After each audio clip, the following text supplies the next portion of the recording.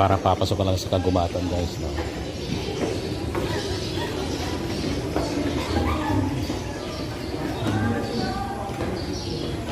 Ang dami pumupunta ngayon dito. Okay. And oh, talagang totoong gubat yan.